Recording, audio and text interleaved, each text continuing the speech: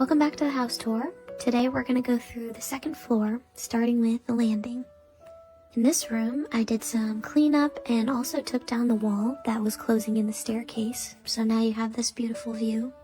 There are 4 rooms off of the landing. The first one is this front bedroom. In most of the rooms on this floor, there was some flooring down the center of the room. That's why you can see some of the wood is not painted. So all of that was rolled up and taken out, and I've also started peeling some of the wallpaper in these rooms.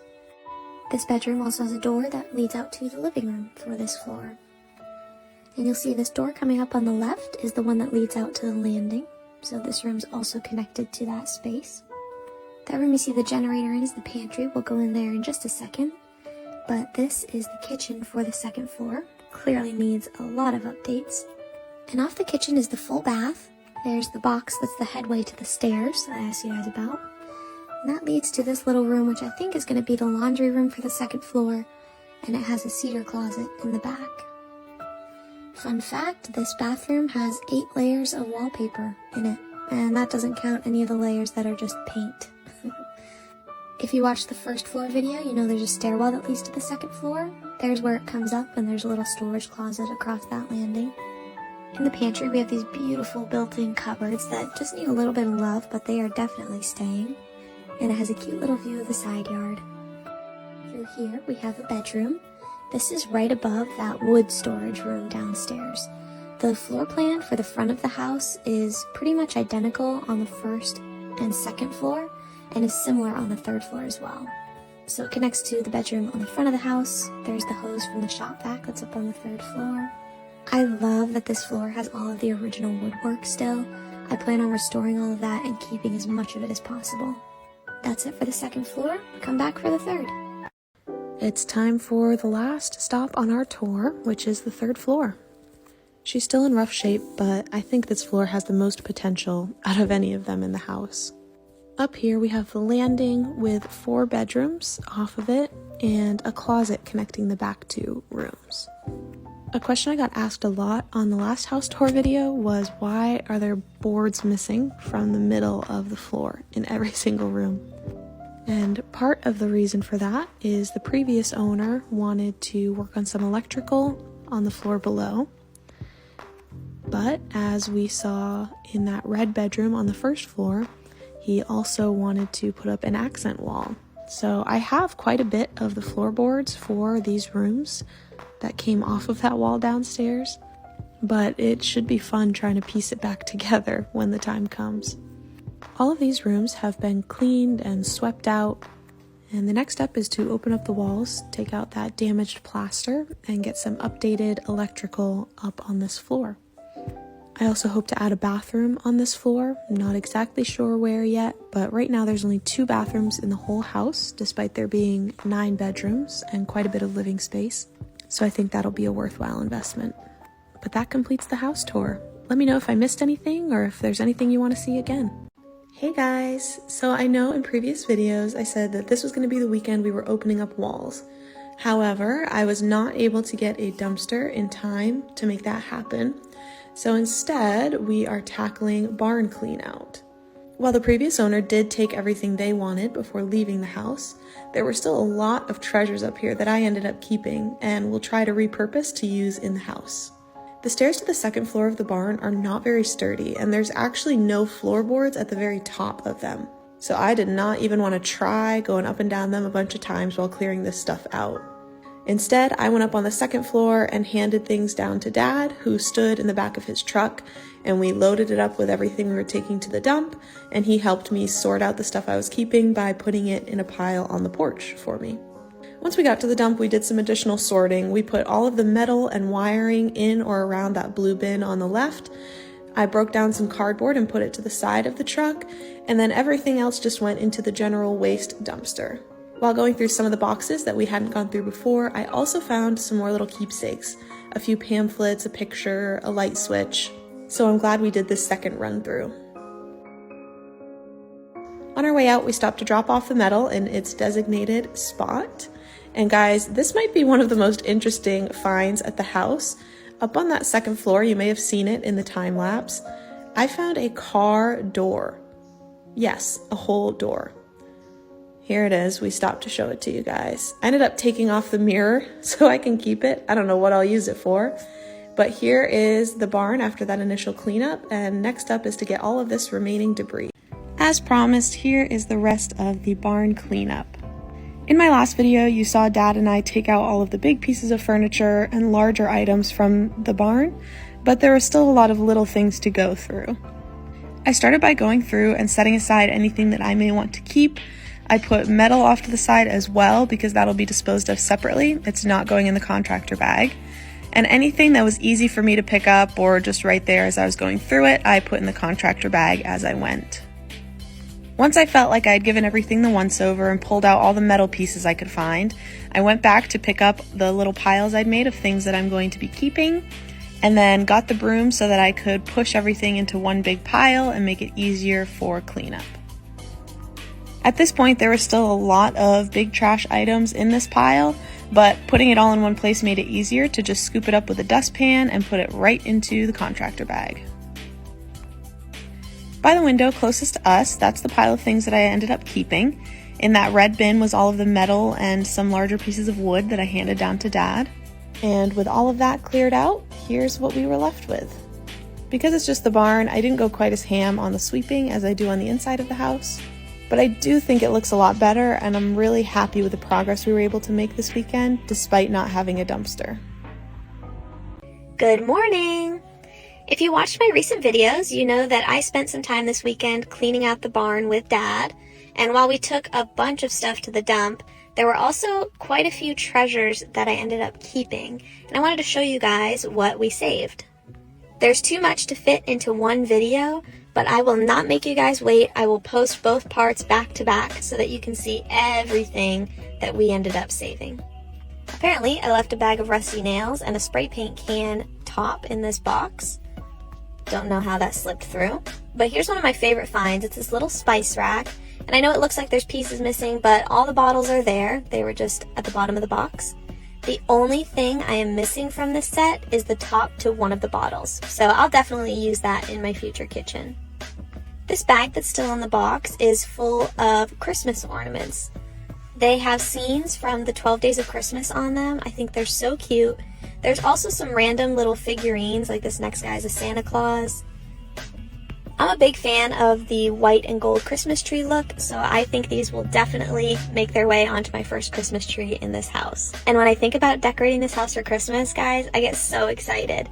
I know it probably won't be realistic to do this year, but thinking about stringing up lights outside, having the Christmas tree lit up in the window, decorating that beautiful staircase banner. I am so excited. Christmas 2022 cannot come soon enough. This mirror is broken, obviously, but I really loved the frame, and Dad pointed out it's just screwed into the back, so we should be able to reuse the frame for something else in the house. This little side table has seen better days, but with a little bit of love, I think it can be brought right back to life. I know this little Florida thing is chipped, but I kept it because I think it's a sign that I found something Florida in this house. I love the design of this tray, and the sticker on the back says it was actually made in Japan, which is cool. I found this little reindeer decoration. It says April of 1988 on the bottom, and it has cute little holly painted on it. I think these spigots are from the clawfoot tub, just based on that stopper, but I'm not positive. Kept them just in case. There's a rusted shut deadbolt and an old door handle, a few wheels, and this dampener for a wood stove. There's nothing in the drawers of this cabinet. I did check, but we did end up saving quite a bit more from the barn, so go check out part 2 to see what other treasures we found. Alright, time to get through the rest of these barn finds. I found a few more Christmas decorations. This little mouse on an ornament was cute. It's broken, so I don't know if I'll keep it or not, but I'll see if I can fix it first. There were also quite a few pamphlets, which I always keep because I just love the history and the old photos that are in them. I think this sleigh goes with that reindeer I showed you in part 1. This artwork is cool. It's got the history of it on that little paper in the back. Here's some info on the fairs happening in 1983. I found this cool crock pot cookbook. I'll try to make some of those recipes at some point. We know the previous owner was a big DIYer, so it didn't surprise me to find this exterior home repairs do-it-yourself type of book.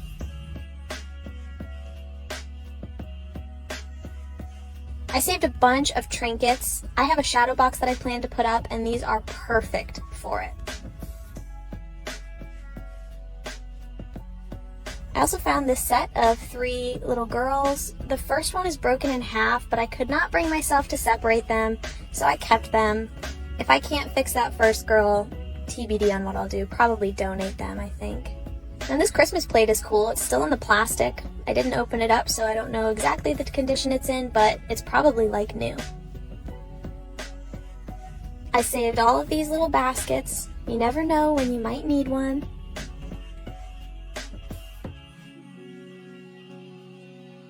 My mom makes wreaths, so I kept this for her so she can spruce it up. Found this wooden toy, and then a few badminton rackets. One of them is very badly bent, but I think they'll make cool decor. And then this little sled, I think I'm going to put out on the porch and put some flowers or decorations in it around Christmas time. And last but not least, I now have a collection of these glass light fixtures. I'm going to try to clean them up and potentially use them in the house.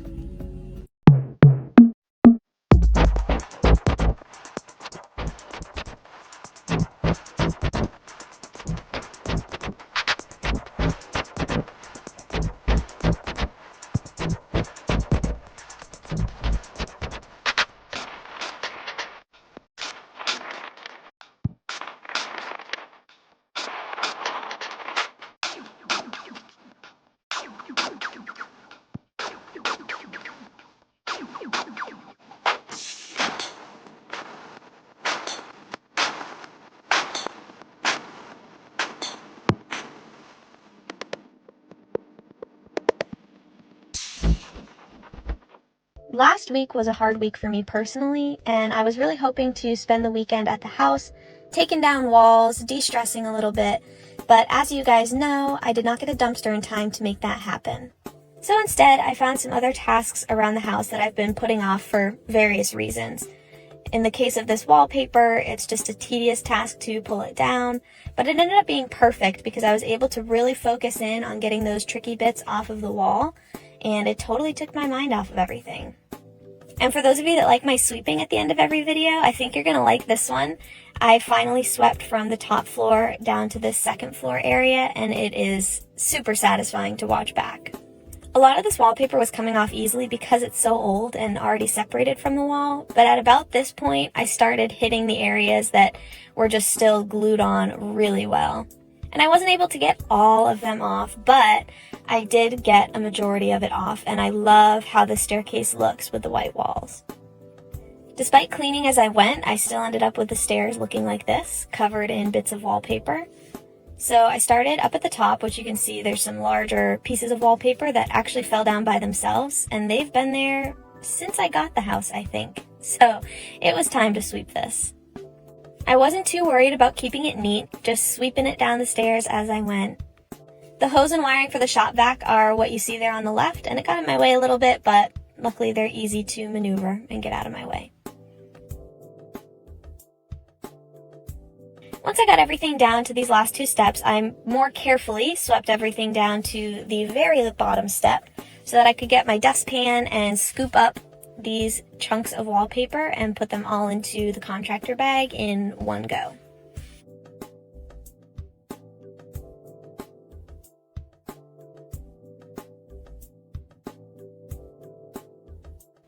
And that just left these little pieces that were in the corner, so I took my broom and I swept out as much as I could from the corner and got it all towards the edge, put my dustpan down on the floor, and swept everything down into it.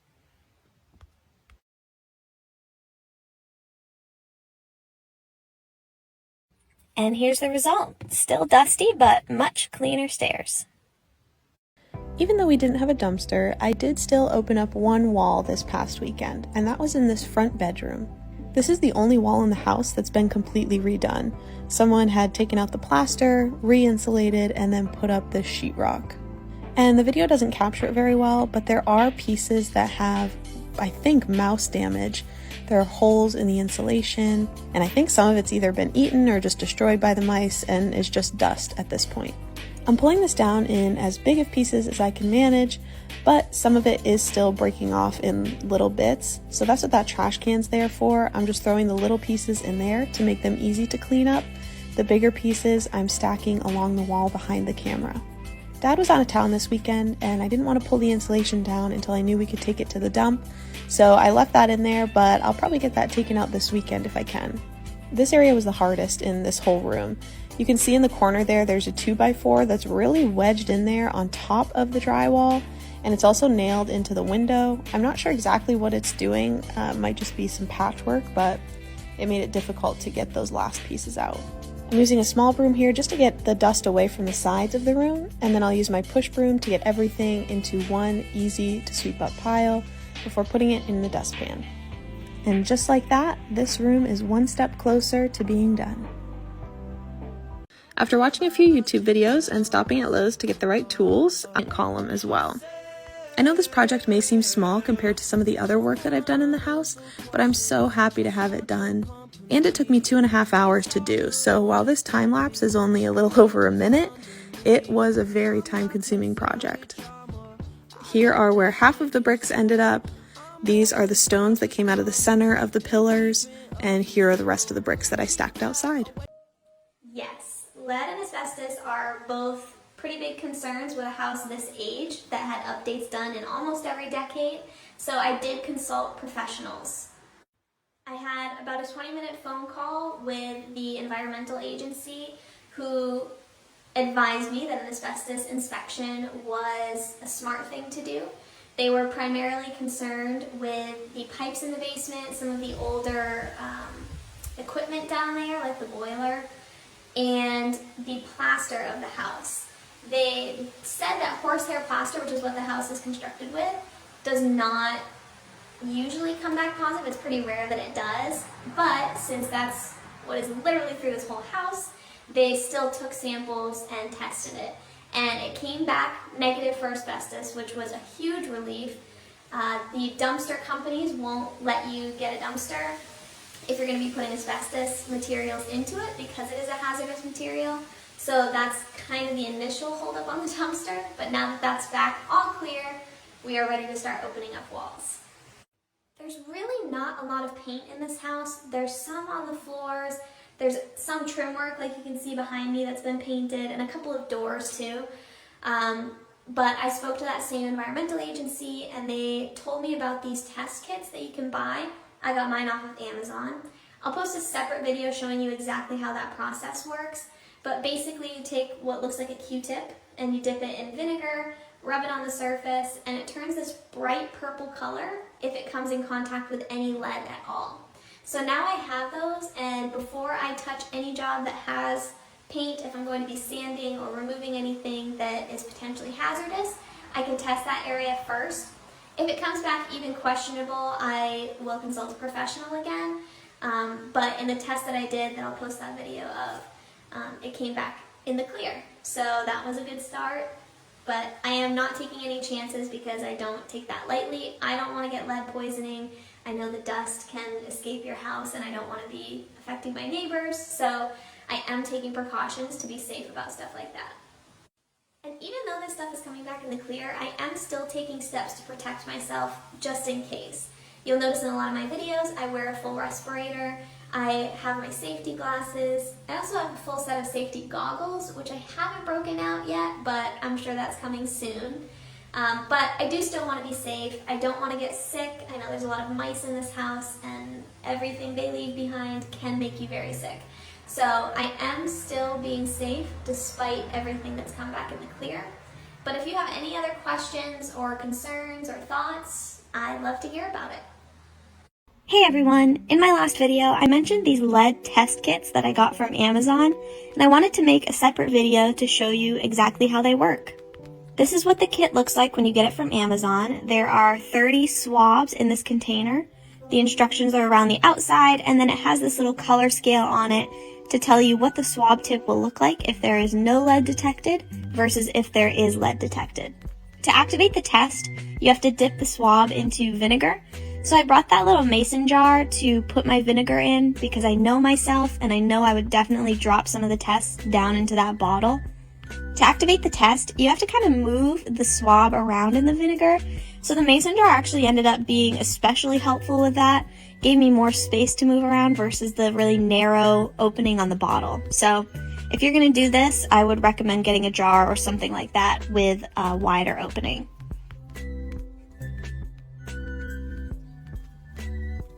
I'm going to start by testing the paint on this doorway in the living room. Because the house is so dirty and dusty, I took some water and a paper towel just to clean the area first. I didn't want the swab picking up all of that grime and not being able to get to the paint underneath to give me an accurate test.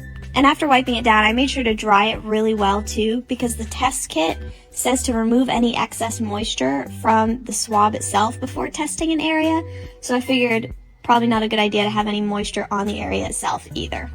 Here you can see the color change in the swab once you dip it in the vinegar. It turns this bright mustard yellow. You shake off all of the extra vinegar that you can, and then the test says to rub the area for 30 seconds. That 30 seconds just gives the test enough time to develop. As I'm going, I'm rotating the swab in my fingers and moving it all around to make sure that every bit of that tip gets exposed to the paint. Just trying to give the test the best chance of detecting any lead if it is there. I plan to test any bit of paint in this house that's going to be touched during a project. So before sanding floors, I'll check the paint on the floors. Before removing any of this trim work, I'll always check the paint just to be on the safe side.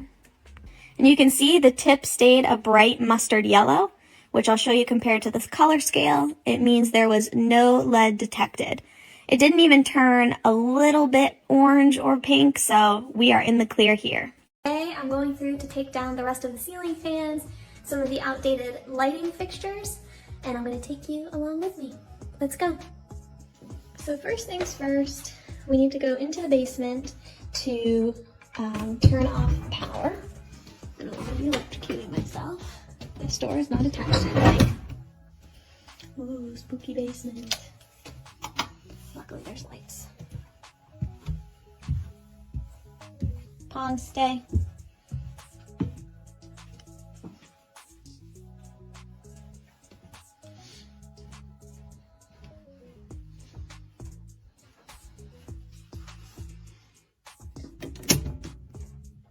Boom.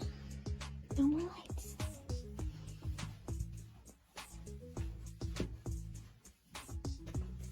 Oh, there's Pongo waiting for us. Should probably watch where I'm stepping. Okay, so that is coming down. That is coming down. That one. And then this one. I started with a fan in the kitchen, and I'm glad that I did because it ended up being the hardest one to get down.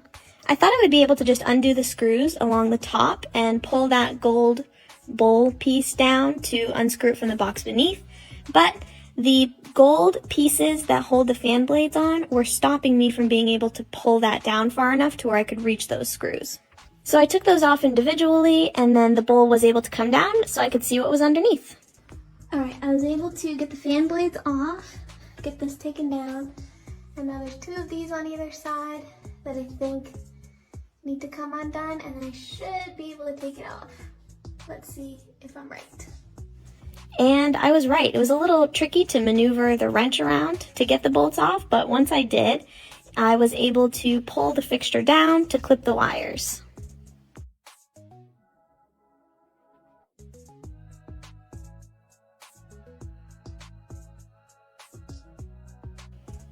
I then took off the metal plate that was connecting it to the box and came back through to cap off the wires.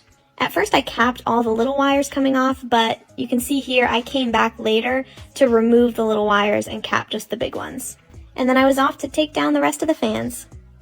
Today I'm going through to take down the rest of the ceiling fans, some of the outdated lighting fixtures, and I'm going to take you along with me. Let's go. Gotta make sure we shut off the power first.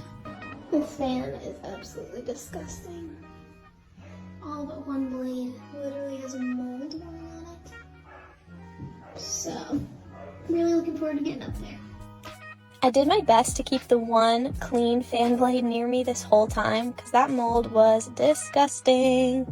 Luckily, this fan was a lot easier than the last one. It was just a few screws that had to come undone so that I could reach the wires to clip them, and then it came right off.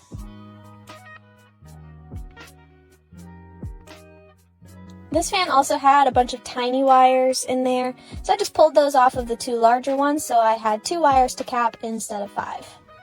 I was surprised by how many of you said you loved this fan when I've shown it in previous videos. It does have a cool design, but it does not fit the vibe I'm going for in this house, so it's coming down. This is another fairly easy one to take down, but I did run into one thing I didn't expect. I cannot make this stuff up. So I'm down to these last couple of screws to get this fan out, right? Those are the screws that he used. Look how long. My screwdriver was not doing anything.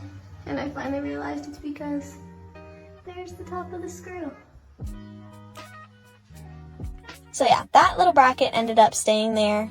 Unfortunately, the wood was nailed together, otherwise I would have taken down the framing. I just didn't feel like risking it while I was here by myself. Alright, last fan to come down today. This one's actually kind of cool. It's just not my style. So I may try to sell it on like Facebook Marketplace or something. This one was another fairly straightforward one. I loosened those screws around the top so I could take that little bowl off and reveal the screws underneath. Ended up clipping the wires earlier in this one because I couldn't get the fan out with all of them shoved through the hole and down into the fan. But I got it. And after all that is when I realized I needed to come back and recap the one in the kitchen, which I showed in the last video, but this clip made it into this one as well. All done. These last two were screwed into the wood with these really long screws. And my drill is dead, so the last little, I don't know if that's a bracket or holder, whatever, is still up there until I charge my drill. But don't worry, it will come out. Here's the other one.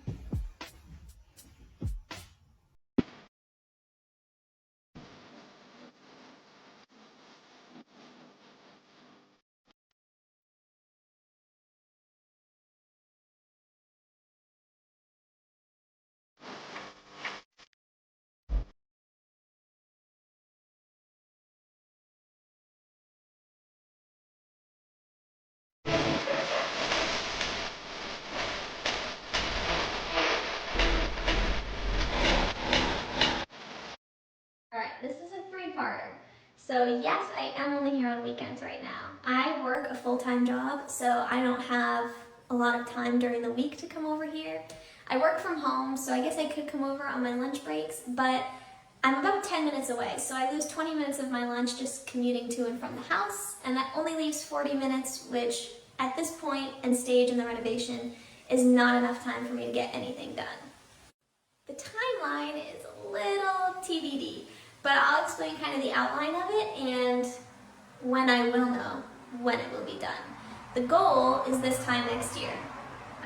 Summer really, but I hope to be just working on finishing work by this time next year.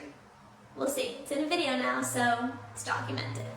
But Dad and I are completing as much of the demolition work ourselves as possible. And we're at the point now in most of the rooms where we're ready to open up the walls and get it all set so that contractors can come in and give us bids on electric, plumbing, heating, the whole 9 yards.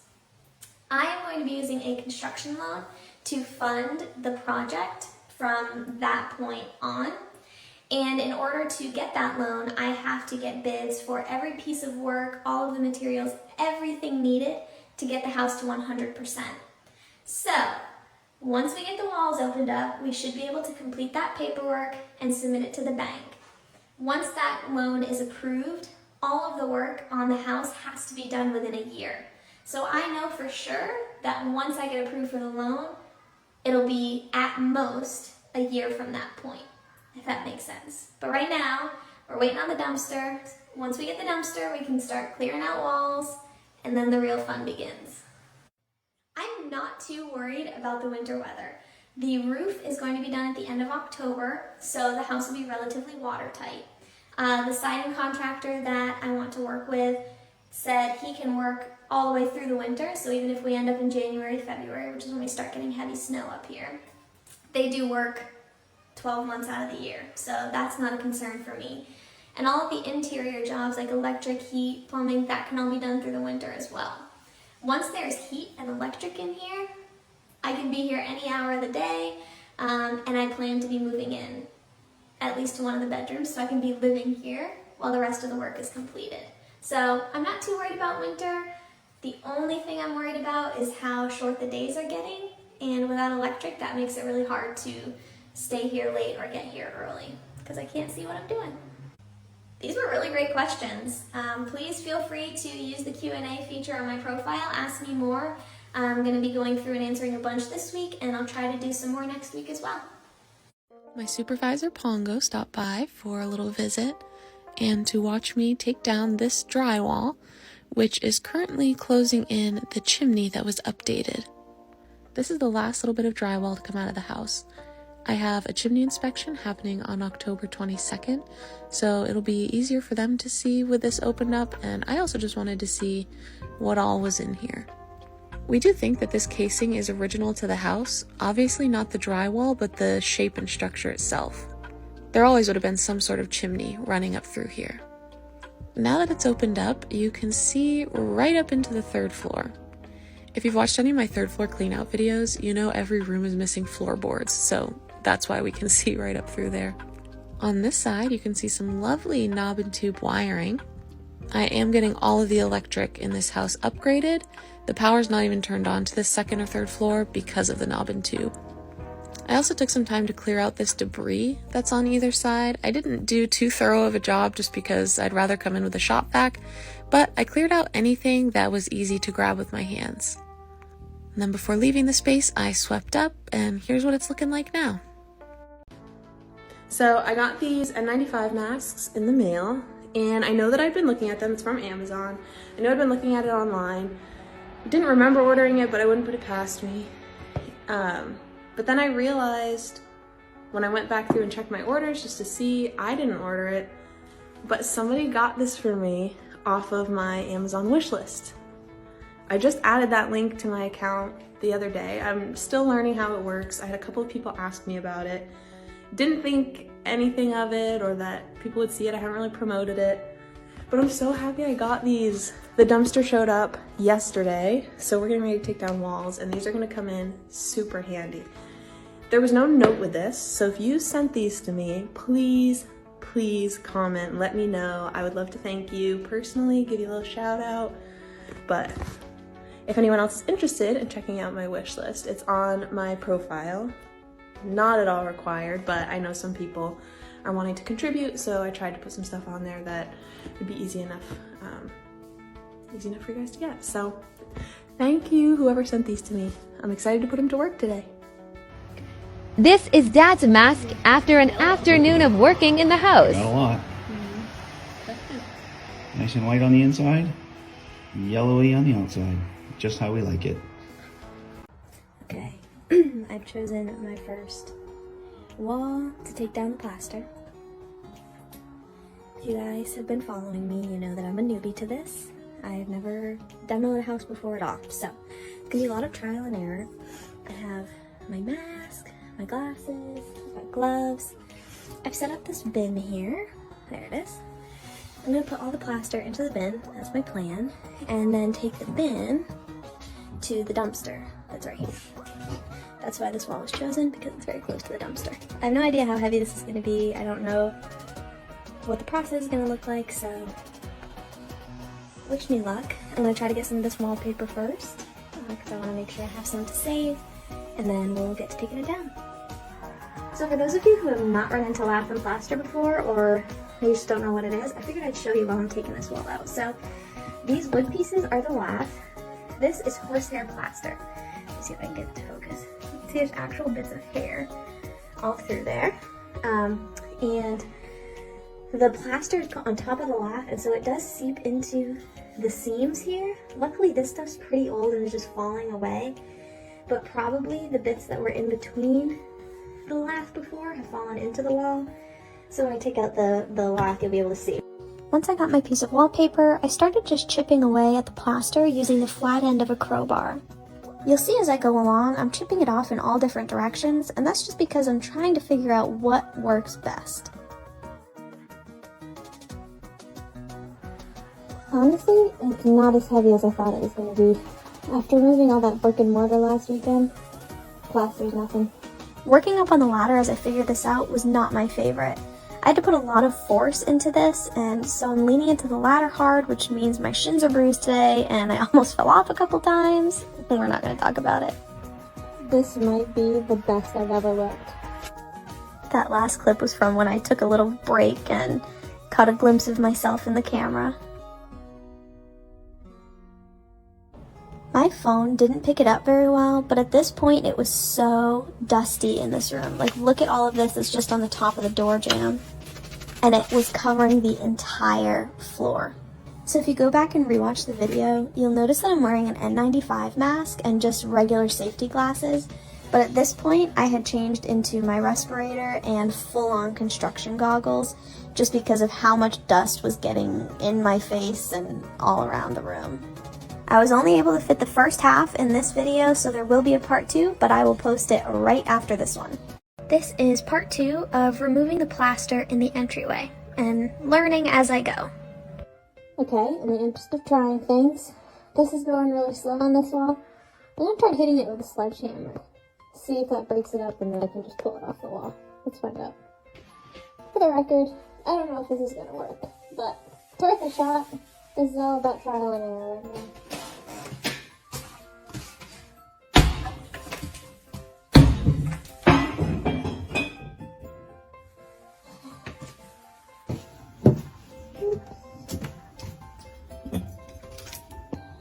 Still intact. Forgot all about that. So that plan's a no-go. Luckily, once I got everything out from around the pipe, the process went a lot quicker. And while it didn't do exactly what I intended, I do think hitting the plaster with a sledgehammer was helpful in loosening it up to pull it away from the lath. And when Dad came to help me in the afternoon, he actually confirmed that theory. He showed me how to use a hammer or a little mallet to hit the plaster, break off those back pieces, and then it makes the rest of it so easy to just scrape off the wall. But with this project, I just made do with what I knew at that point. The house is going to be pretty much completely covered in dust from now until we get all of the plaster out of the house. But you know me, and I can't leave the space this messy, so I did come in and sweep up as much as I could just so that we could see some of the floor again. Also, the shop vac is still set up upstairs to suck up the water on the 3rd floor, so it's not set up to do any dry vacuuming. But we also are not positive we have a filter that is fine enough to get all of this dust. It would basically just suck it up and then shoot it right out of the exhaust, which is not helpful.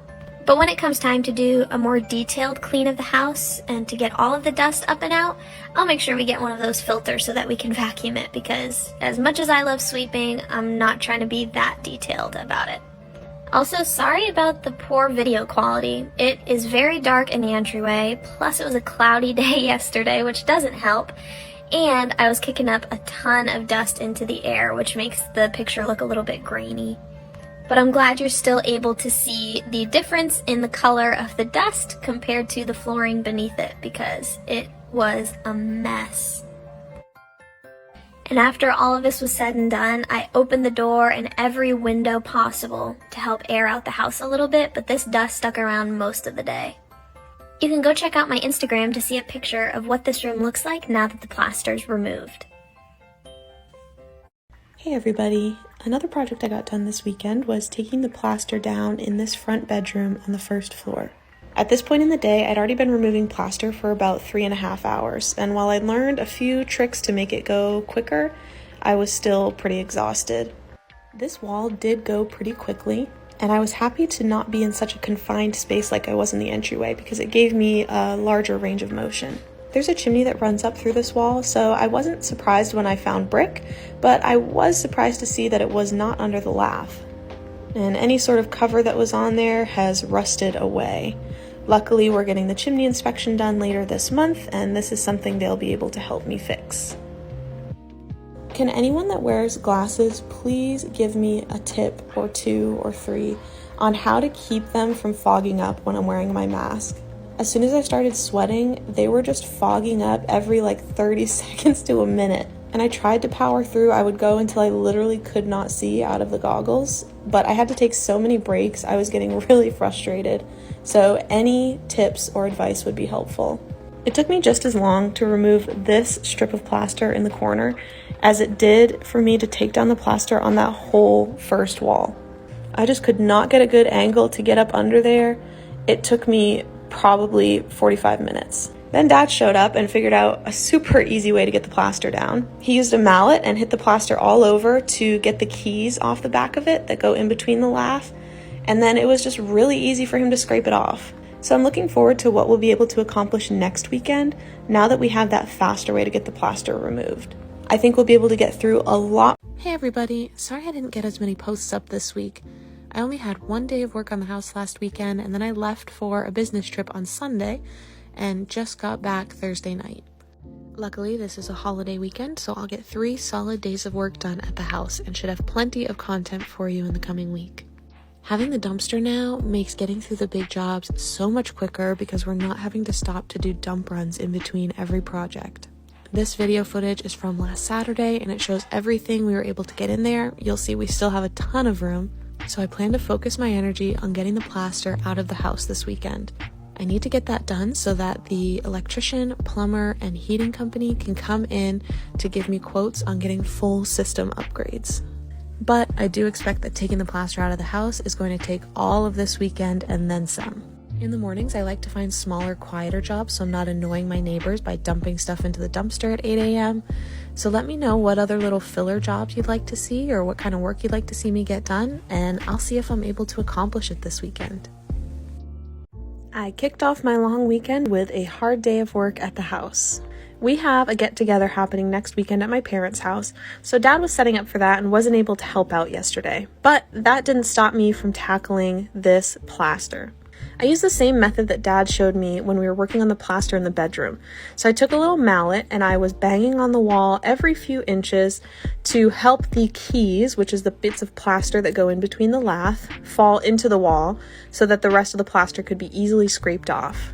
Unfortunately, on this wall, there used to be wood paneling, and there were a lot of little nails left in the wall from when we took that down. So when I was going to scrape the plaster off, I kept hitting nails, and it was slowing down my work a lot. This is the smaller piece of wall that I got done yesterday, and it took me almost twice as long as this next section that you're going to see. But I was glad to have gotten through that tricky bit first, even though it was unintentional, because that left the easier part for when I was more tired and ready to be done. This second wall just totally flew by.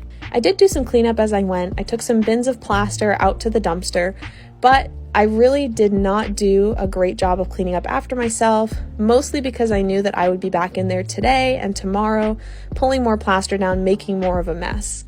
But I can tell you that cleanup video is going to be so satisfying when it finally happens. At this point, I had taken 4 bins of plaster out already, and this is everything that was left, and that is still sitting on the living room floor. Check back tomorrow for an update on what else I was able to get done this weekend. It's time to move to the next section of wall in the living room. If you've been following along recently, you know that I am working on taking down all of the old plaster in my house. Here, I'm just shoveling all of the plaster I've already taken down into bins and taking that out to the dumpster to get it out of the way. I start by hitting the wall all over with my mallet every few inches to help break up the plaster that goes in between the pieces of lath. This makes it much easier to scrape the plaster off of the wall. I got some questions on my last video about why I wasn't taking the baseboard off of these walls before scraping the plaster. And I just haven't figured out how to take the baseboard heaters off yet, but that's coming up on my list, and once I get them out, I'll be able to take the last remaining bits of plaster off of the wall that are currently hidden behind them. The previous owner used blown-in insulation on these exterior walls, and while on most of them it's all compressed over the years and fallen down, this wall, it was still all the way up to the ceiling, and it made a very dusty mess. But that did not stop me from getting all the plaster off of the wall. Okay. Okay, I have to go get ready for a birthday dinner. That's an hour away. I have to go shower. Pretend I didn't just work this hard on this house. I got a lot done today. Got this whole wall done. But I am sweaty, I am gross. I am covered in plaster dust. And I am ready to go home. And I know some of you are going to be upset. I didn't end this video with sweeping up.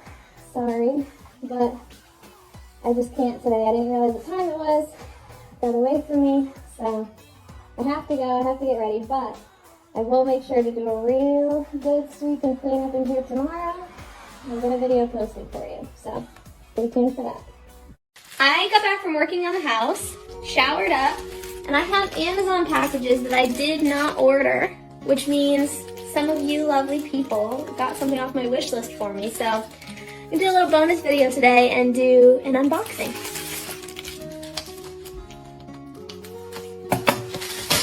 There we go.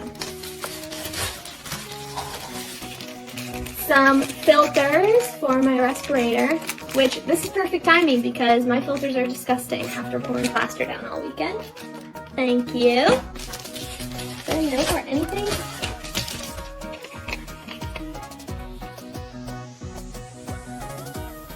Thank you, Jack.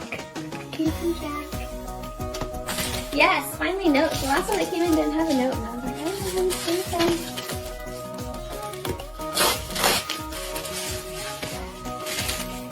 Oh, yes. This is a magnetic tool to help me pick up nails, and it has an LED flashlight at the end. This is awesome. All right, let's see the notes. This one has so many pieces of paper. Hope these come in handy for you and Dad. I love watching your progress. Hugs to you both from a TikToker. No name left, but thank you. Aw. You're so nice to me.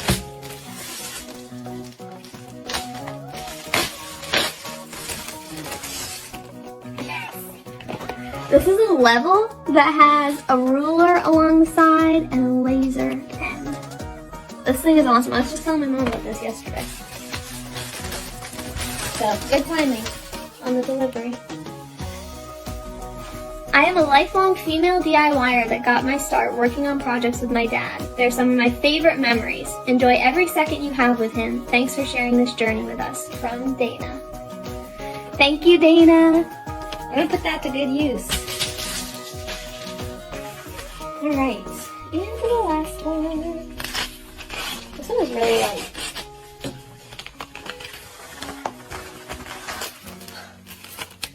It's a gift card. I love watching your progress on the renovations. Thanks for sharing, from Jessica. Thank you very much, Jessica. This is awesome. What a good little surprise for my Monday. I gotta go make sure I restock the Amazon wish list now. I feel like you guys got half the stuff off of it. But thank you, everybody, and I hope you have a great start to your week. For the second day of plaster removal this weekend, I dragged my little sister Sophie along with me. She wasn't quite sure how she felt about it at first and didn't know if she'd stay the whole day, but she stuck around through it all and was pretty proud of what we were able to accomplish. As I've worked more and more with the plaster, I've been adding more protective gear each time. I've learned that long sleeves are a must, but these coverall suits are ideal to make sure you don't get plaster dust all over your clothes for the ride home. You'll still get dirty, but just not quite as bad. I've also learned that wearing a hood is the best way to protect my hair, and that you need to wear a respirator and some sort of eye protection while working with plaster. It does take a long time to gear up and get ready for this, but it is worth taking the extra few minutes to be completely prepared. Not only are you saving yourself a lot of discomfort, but you're also making sure you are being as safe as possible when working with this material. Stick around to see what Sophie and I were able to get done. After getting all geared up, it was time to start taking down plaster with Sophie.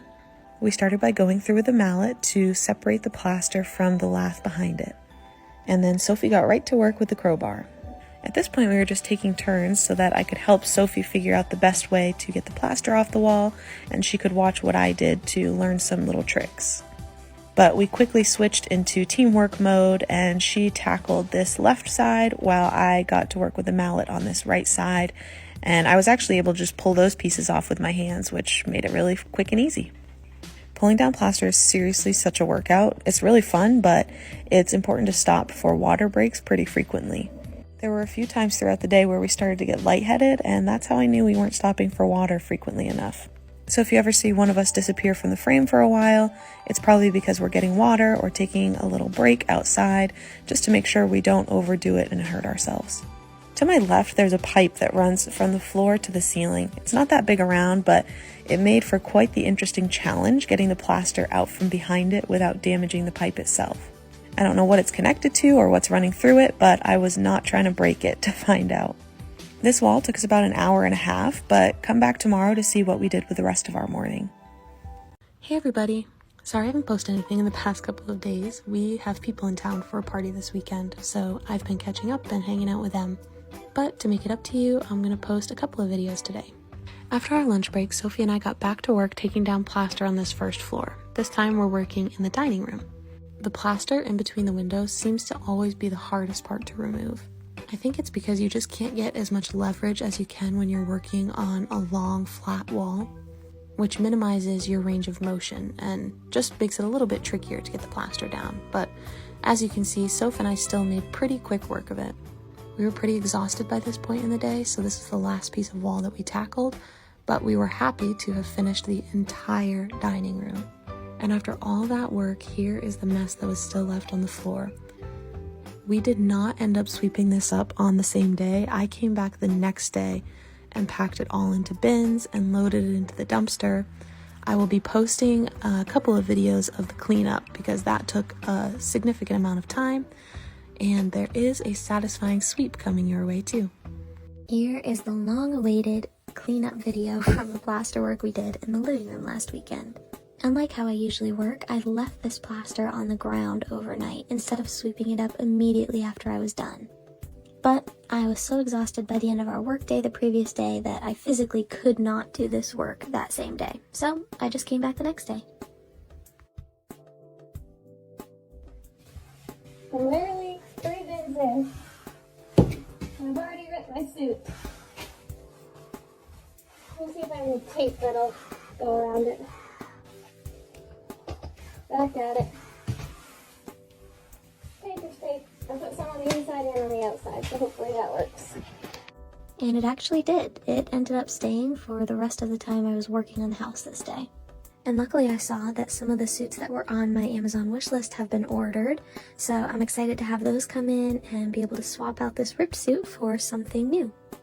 I've gotten a few comments since I started removing the plaster saying that I need a wheelbarrow, but I decided to stick with the plastic bins for a couple of reasons. First, I'm not sure I could get much more into a wheelbarrow than I could into these bins, at least not one that would be able to fit through the door. And second, in order to get the wheelbarrow into the dumpster, I would have to take it down some stairs and all the way around the dumpster, which would be a little bit more time consuming. These bins are nice because I'm able to walk them right down the stairs to the side of the dumpster and pour them in. But I will keep that wheelbarrow idea in mind in case this becomes too labor intensive. Although I will say I kind of enjoy the workout. Throughout the week when I'm not at the house, I do go to the gym almost every morning, so this just replaces my workouts on the weekends. And I definitely got my reps in this day. As I went along, I was pulling out the plaster from underneath the heater. There is still some under there, but I'll get that with a shop vac once we're ready for it. And now for everyone's favorite part, the sweeping. I knew there was a lot of dust on this floor, but I was still surprised by how big the pile was when I was finished. As I was going, I was trying to agitate the dust as little as possible. You'll see there's still some coming up into the air, but I didn't do as aggressive of a sweep as I usually do, which left the floor a little bit dustier than I would have liked. However, I know I can come in with the shop vac once the roof is on and we have that shop vac set up for dry vacuuming.